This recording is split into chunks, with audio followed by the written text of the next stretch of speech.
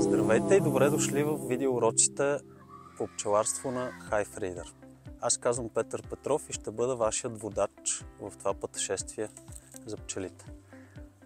Това е нашият демонстрационен пчелин, като целта на тези уроци е не толкова да наблягаме на определена техника, една или друга пчеларска техника, защото всеки пчелар има свое виждане за това как трябва да се гледат пчелите. Но ние ще ви покажем общо валидни правила и достижения на човешкото знание, свързани с пчеларството. А пък вие, натрупвайки опит, сами ще прецените вече дали и как точно да отглеждате вашите пчели. Не всички съвети са валидни по всяко време. Много зависи пчелина дали е в града, дали е в планината, дали е в полето. Затова е важно да научите общите принципи и след това да ги прилагате според вашата локация и вашите цели в пчеларството. В този първи урок няма да ви заливаме с прекалено много информация, а ще покажем това, което всеки един човек, който иска да се занимава с пчеларство, би трябвало да направи, т.е. да намери пчелар близо до себе си и да го помоли заедно с него да отвори един кошер. Това е кошерът, който ще отворим днес. Виждаме, че пчелите летят, той е активен. Днес сме февруари месец, 8 февруари. Температурата е подходяща, около 15 градуса, грее слънце и не духа вятър. Идеално време за отваряне на кошер. Мога да ви кажа много неща, но за момента няма да го правя, а просто ще отворим кошер и ще му направим един пълен преглед, така че да видите по това време на годината какво ще се случва вътре. Уроците по пчеларство могат да започнат по всяко време на годината, като е препоръчително да минете един пълен цикъл на развитие. Тоест от, да кажем, ако почнете юни месец, да приключите юни месец, така ще видите цялата година. Ако почнете февруари. И нека отворим кошера и да видим какво има вътре. Преди да пристъпим към отваряне на кошера, искам да проверя историята на този кошер. За целта при последния преглед сме въвели в дигиталния пчеларски дневник информация. Този последен преглед е бил реално през октомври месец и тогава според пчеларския дневник вече не е имало пило в кошера. Имало е достатъчно запаси от мед, доста даже, запаси от прашец и майката е била налична. В общи линии всичко с пчелното семейство е било наред. Целта на отварянето на кошера сега е да видим всъщност дали имат достатъчно запаси. Това е основното през това време от годината. Кошер е оборудван с сензорна рамка Hive Reader, която подава ежечасно информация за неговото състояние.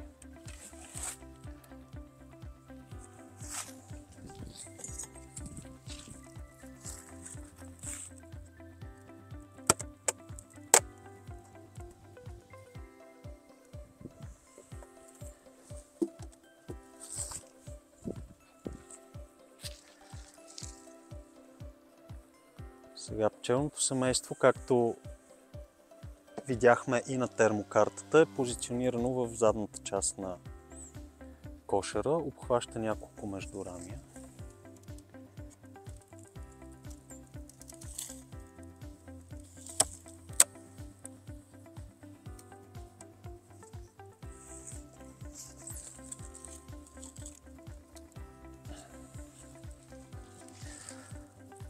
Пушъка служи за да успокоим пчелите. Когато те усетят пушък, почват да смучат мед, а когато медовото им коренче е пълно с мед, им е по-трудно да жилят. Освен това, чрез пушъка ние ги насочваме да се приберат по-навътре в кошера или да не ходят там, където не трябва да бъдат. Винаги е хубаво да започнем прегледа от празната страна на кошера. По това време на годината движенията ни трябва да са много бавни и плавни, без да има сътресения, защото всяко сътресение кара пчелите да реагират. Сега това е крайната рамка.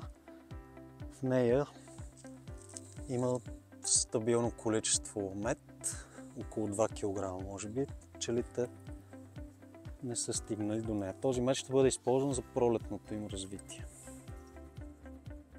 Реално това е първа, втора, трета, четвърта, пета, шеста, седма, осма, девета рамка. Пак казвам, целта на този преглед е начинаещите пчелари да видят всъщност какво има в един кошер по това време на година. Осма рамка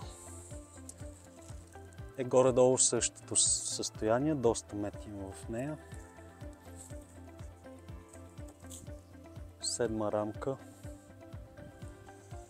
също около 2 кг мед. Сега това, което се вижда тук между рамките, е малко умрели пчели на дъното на кошера, което зависи в каква степен е нормално.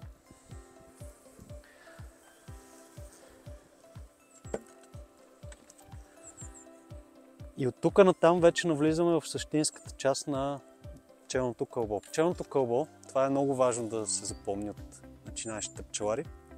Пчелите живеят наистина върху едно кълбо, което зимата е горе-долу такъв размер и състои около 10 000 пчели.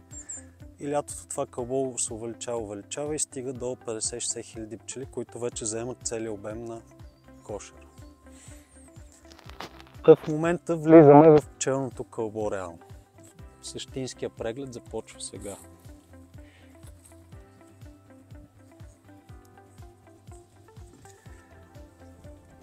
Както виждате, съм много внимателен и бавен.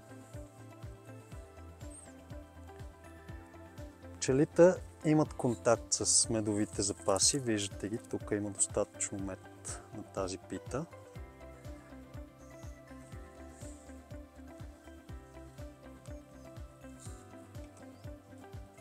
Да.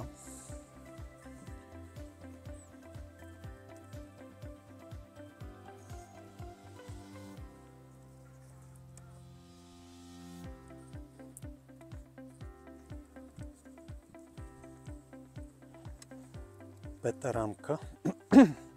Ето тук вече се вижда също, че са изяли в тази част са изяли меда.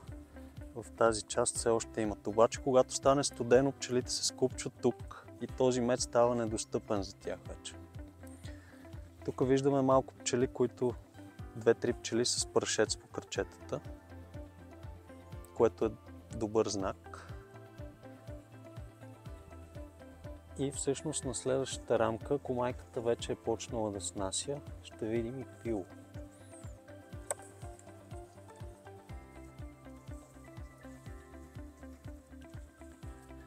Да.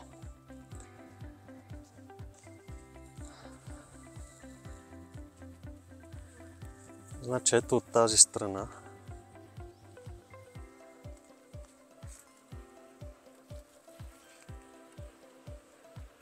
Сега те малко се размърдаха, но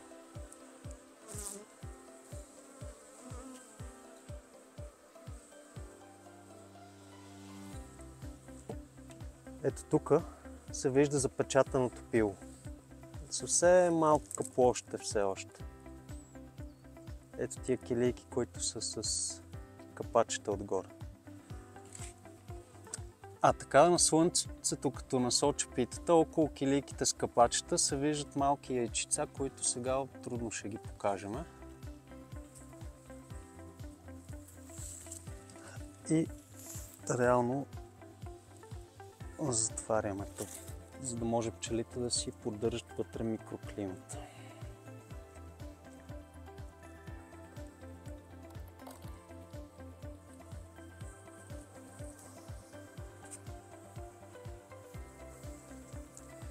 Виждате, че аз в момента отварям без булкошерите. На начинаещи пчелари не препоръчвам. Препоръчвам винаги да сте с бул и с ръкавици и когато усетите, че сте достатъчно уверени, едва тогава да пробвате да отваряте кошера без предпазни средства.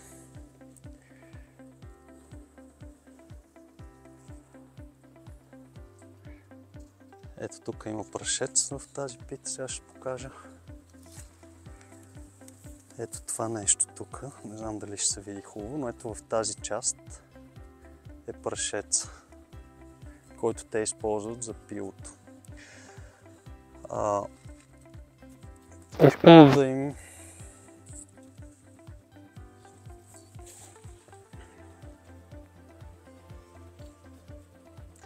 Искам да им доближа малко мед към самото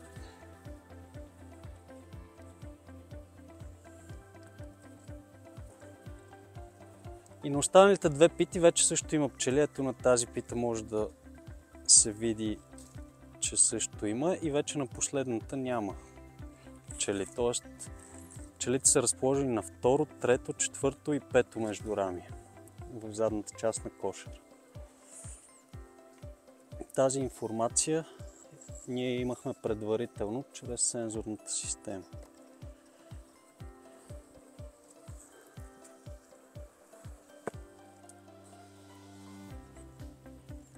Фактически имаме мед на 5-та рамка в задния край и на 6-та рамка в задния край, което за сега означава, че няма нужда да им подаваме допълнително. Това, което може да направим в момента, е леко от тази страна да разпечатаме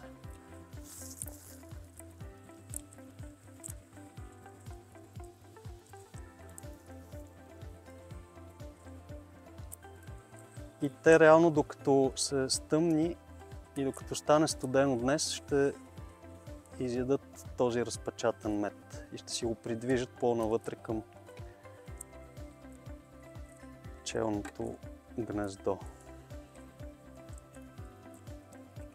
Не трябва да прекалено много да им разпечатваме също така.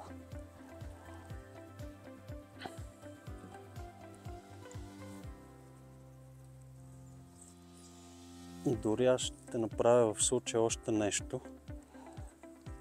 Ще сложа преградната дъска, така че да стесни пчелното семейство допълнително, за да може да поддържат по-добре микроклимата вътре в кошера. Тоест две от рамките сега остават изолирани от същинското пчелно семейство. След като приключихме прегледа, ще направя гласова запис на това, което съм видял вътре в кошера. Отваряме приложението HiveReader, натискаме гласова инспекция и произнасяме това, което сме видели в кошера. Първи кошер. Пчелното семейство е разположено на второ, трето, четвърто и пето междурамие в задната част на кошера. Има пило, има яйца. Майката не съм я търсил, но щом има яйца, значи и майката е там. Има достатъчно запаси от мед и разпечатах малко мед, колкото една длан. С това също така има и прашец. С това нещо прегледа приключва и имаме записана цялата информация в приложението. И по обратния път слагаме сензорната рамка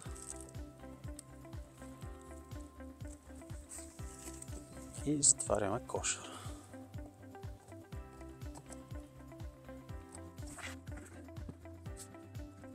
И това е соларния панел, който зарежда сензорната рамка. И така видяхте един февруарски преглед на кошер, в който основното беше да проверим медовите запаси и да ги приближим към пчелното кълбо. Много неща не ви казах, но за тази цел през следващите няколко урока постепенно ще добавяме нова и нова информация.